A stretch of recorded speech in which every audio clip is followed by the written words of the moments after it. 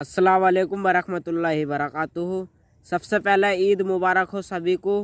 मोहतरम हजरात, जैसे कि आज ईद ही तो ये मुफ्ती सलमान अजहरी का बहुत ही दर्दनाक बयान आपके समातों के हवाले पेश करता हूँ। तो सभी हजरात एक मर्तबा ज़रूर सुनिए और सुनने के बाद आपका दिल दहल जाएगा। तो एक मर्तबा इस बयान को तुम ईदों के वक्त ये एहसास का वाक़या नहीं सुनते? जब मेरे आका सल्लल्लाहु अलैहि वसल्लम ईदगाह जा रहे थे, बीच में एक यतीम बच्चे को देखा जो फटे पुराने कपड़े में था। हुजूर ने उससे पूछा, क्या तेरी ईद नहीं है? उस बच्चे ने कहा, ईद तो है लेकिन मेरे बाबा नहीं है। तुम मार्केट जाते हो आज रमज़ान की ईदों की तैयारी के लिए, देखता हूँ मार्केट भरी रहती है, अपने बच्चों की मनपसंद कपड़े खरीदते हो, चाहे वो जितने महंगे हो, जैसे भी हो। नहीं, लेकिन ईद में मेरे बच्चों को ख़रीदना ही है और एक्स्ट्रा भी ख़रीदते हैं। लेकिन तुम्हें पता है कई घर ऐसे हैं जिनके बच्चे अपने माँ बाप से बोल भी नहीं सकते कि इस महीने हमें कपड़े लाए, नहीं ला सकते। क्या ये एहसास किसी के अंदर है कि जब मैं शॉपिंग करूं तो एक ड्रेस एक्स्ट्रा ले लूं, एक नया जोड़ा एक्स्ट्रा ले लूं, ताकि मैं वहां तक पहुंचा दूं जिसके बच्चे के बाप के अंदर खरीदने की ताकत ना हो, ताकि ईद में वो भी हमारे साथ शामिल हो सके। क्या तुम ईदों के वक्त ये एहसास का वाक़या नहीं सुनते? जब मेरे आका सल्लल्लाहु अलैहि वसल्लम ईदगाह जा रहे थे, बीच में एक यतीम बच्चे को देखा जो फटे पुराने कपड़े में था। हुजूर ने उससे पूछा, क्या तेरी ईद नहीं है? उस बच्चे ने कहा, ईद तो है लेकिन मेरे बाबा नहीं है। मेरे बाबा नहीं है, वो शहीद हो चुके हैं। मुझे पहनाने वाला कौन है आज? वो कायनात के आका व मौला जो अनीसे बेकसा है, चारा साज़े दर्दमंदा है, उस यतीम को उठाकर अपने घर लाए और अपने हाथों से नहलाया, हसनैन करीमैन के कपड़े पहनाए, ईदगाह जाने के वक्त वापस आकर के, और फिर उस बच्चे को अपने कंधों पर सवार करके ईदगाह ले जाने लगे। कौन है ये जो एहसास रखता है? हसन और हुसैन उंगली पकड़ करके चल रहे हैं और यतीम बच्चा कंधे पर सवार है, मुस्तफा करीम के कंधे पर सवार है। बल्कि उस दिन देखने वाले सहाबा अश अश करते रह गए और कई बच्चे तो ये तमन्ना करते रह गए, काश हमारे भी बाप मरे होते तो मेरे आका कंधे पर उठाए होते, यतीम होते हम। मेरे अजीजों, यतीमों का हकीकी इस दुनिया में कोई चारा साज़े दर्दमंदा है, बेकसों का अनीस कोई है तो मेरे मुस्तफ़ा की साथ, और उन्होंने पूरा निज़ाम तुम्हें दिया है। ये सिर्फ सुनाने के लिए नहीं, ये कोई कहानियाँ नहीं है जो तुम्हें सुनाई जाती हैं, तुम्हारे अमल के लिए है कि अपनी ज़िंदगी में तुम्हारे पास जो चीज़ भी आए उसका एक हिस्सा उन लोगों के लिए ख़ास कर दो। क्योंकि कुरान में है, वफ़ी अम्वालिहिम हक़्क़ुन लिस्साइल वल महरूम। गरीब लोग क़यामत के दिन मुकद्दमा करेंगे, मौला हमको तूने क्यों नहीं दिया माल, हमको माल नहीं दिया, हमारे पास उतने असबाब नहीं थे। रब ताला फरमाएगा, तुम्हारा माल भी दिया था अमीरों के पास, तो गरीब कहेंगे उन्होंने तो हमें नहीं दिया, उनके पास मैंने तुम्हारा हक रखा था, तो कहेंगे हमारा हक तो उन्होंने दिया ही नहीं, जिंदगी भर वो खुद खाते रहे। इस बात पर इन अमीरों की पकड़ होगी, मैंने तुम्हें जो माल दिया था वो सब तुम्हारे ऐश के लिए नहीं, मांगने वाले और महरूम लोगों का हक भी मैंने तुम्हारे माल में रखा था। तुम ये समझते रह गए कि सारा माल हमारा है, क्यों देंगे हम दूसरों को? जिस कदर दोगे अल्लाह उतना नवाजेगा, उसका वादा बरहक है, उसका वादा बरहक है। अल्लाह ताला फरमाता है, बनी आदम तुम मुझे दे दो अपना सदका, मैं तुम्हारे सदक़े की ऐसी हिफाजत करूंगा कि क़यामत तक न जलेगा न घटेगा। जब सबसे ज़्यादा तुझे हाजत होगी उस दिन मैं क़यामत के दिन तेरा सारा माल नफ़े के साथ लौटाऊंगा, नेकियों के साथ लौटाऊंगा। ये अल्लाह का वादा है, हदीस में है। लेकिन यहाँ लोगों को ऐसा लगता है कि हम कुछ दे देंगे तो घट जाएगा। मेरे अजीज़ों, एक्स्ट्रा खैरात करना तो दूर की बात है, 2.5% जो ज़कात है वही लोगों की बाकी रह गई। अभी 2.5% ये नहीं निकाल पाते, दूसरा क्या खैरात करेंगे? اللہ نے 97.5%, 97.5 آپ کے پاس چھوڑ دیا ہے کہ یہ سب مال تمہارا ہے. 2.5 خالی دے دو اللہ کی راہ میں. اس پر بھی لوگ سانپ کی طرح بیٹھے ہوئے ہیں. کتنوں کی تو زکات نہیں نکلتی. ہیلے بہانے کہ ہمارے مال میں کیا اس پر بھی زکات ہوگی, اس پر بھی زکات ہوگی. 2.5% کے لیے کتنے بہانے آتے ہیں. لوگ اس قدر پوچھتے رہتے ہیں. تم جب رات کے وقت عیاشی کرنے کے لیے جاتے ہو تو کسی سے سوال نہیں کرتے کہ یہ مال اتنا دوں یا نہیں دوں, اتنے کی ہوٹل بازی کروں یا نہیں کروں. کسی سے نہیں پوچھتے. اپنے من پسند چیزیں خریدنے کے لیے مارکیٹ میں جائیں تو کسی سے نہیں پوچھتے. لیکن اس کے لیے کئی مسائل پوچھے جاتے ہیں. کیا اس پہ بھی زکات ہے, اس پہ بھی ہے. سونا ہے, چاندی ہے, مال تجارت ہے, دکانوں میں جو تمہارے مال رکھا ہوا ہے اس پر زکات ہے, ہر سال زکات ہے. تم نے اپنے زکات اپنی دکان میں 10 لاکھ کا مال رکھا ہے تو اس پر زکات ہے. 1 لاکھ کا مال رکھا ہے اس پہ زکات ہے. اور تمہارے گھر میں سونا اور چاندی جو جمع ہے اس پر زکات ہے. مسلسل میرے پاس سوال آتے ہیں کہ سونا بھی ہے ہمارے پاس, چاندی بھی ہے, لیکن پیسہ نہیں ہے, زکات کیسے دیں گے؟ میاں کیوں رکھے ہو پھر سونا چاندی, اس کو کاٹ کے دو زکات. اگر پہننے کا اتنا شوق ہے تو پھر زکات بھی دو, ورنہ یہ مال قیامت کے دن تمہارے گلے کا سانپ بنا جائے گا.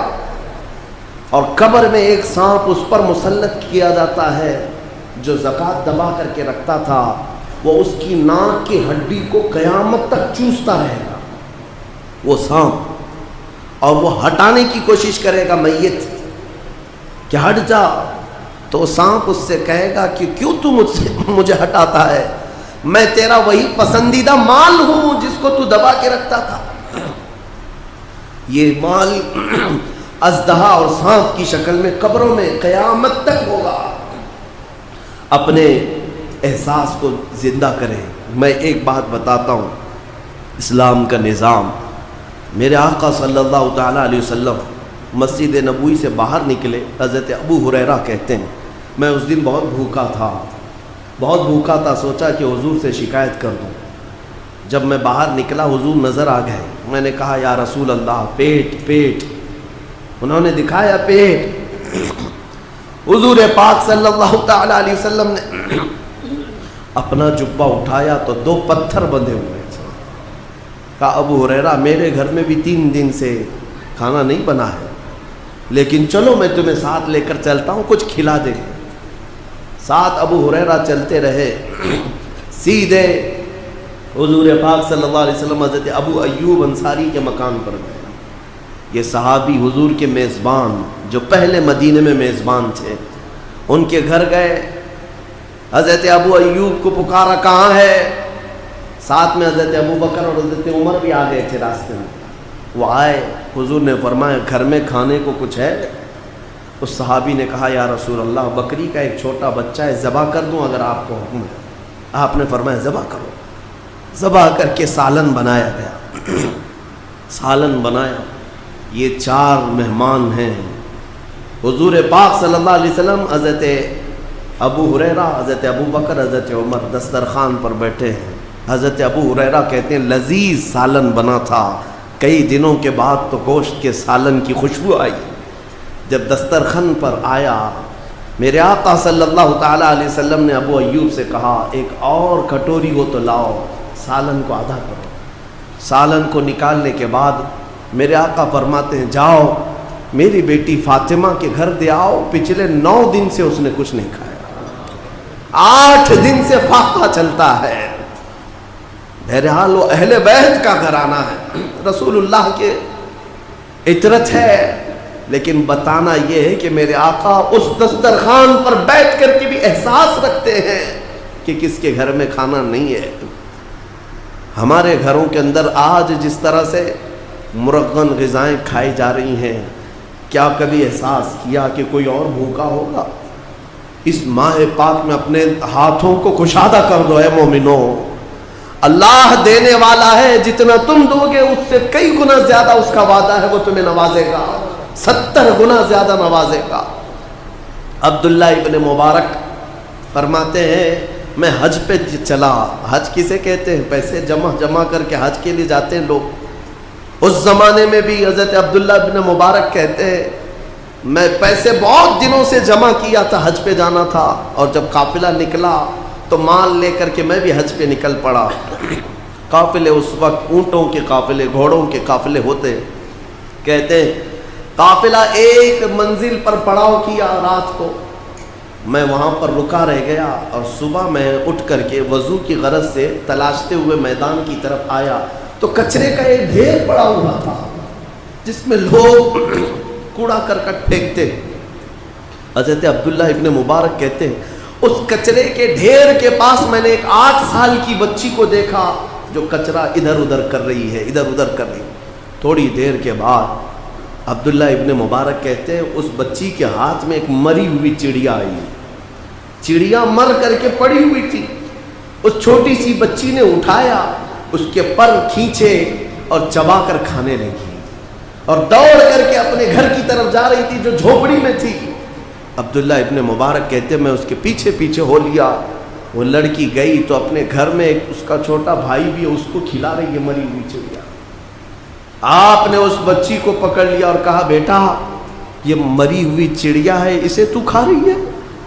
وہ بچی رونے لگی, بابا کیا اسلام 4 دن کی بھوک کے بعد بھی مری ہوئی چڑیا کھانے کی اجازت نہیں دیتا؟ ہمارے گھر میں اس کے علاوہ ہے کیا جو ہم کھا کر کے اپنے حلق کو تر کریں؟ 4 دن کے فاقے کے بعد بھی ہم مری ہوئی چڑیا نہیں کھا سکتے. عبداللہ ابن مبارک کی آنکھیں بھیگ گئیں. آپ نے اپنے حج کے سفر کا جتنا مال تھا, جو پیسے تھے, سب ایک چادر میں جمع کیا اور سب اٹھا کر کے اس بچی کو دے دیا. کہا بیٹا اس سے تو اپنی زندگی گزار, آئندہ مری ہوئی چڑیا کبھی نہ کھانا. پورا مال دے دیا. اب حج پہ جانے کے لیے پیسے بھی نہیں ہیں. قافلہ چل پڑا, لیکن عبداللہ ابن مبارک بیچ راستے سے اپنے گھر چلے آئے. لوگ کہتے رہے, لوگ کیا بولیں گے, حج پہ گئے نکلے بڑی شان سے اور بیچ راستے سے تم لوٹے جا رہے ہو, حج پہ نہیں جاؤ گے. عبداللہ ابن مبارک نے کہا میرا حج ہو گیا, میرا حج ہو گیا. میرے مصطفیٰ کی امت کے غریب کے حلق کو تر کرنا یہ میرا حج ہے. چلے آئے واپس. حج کا موسم نکل گیا.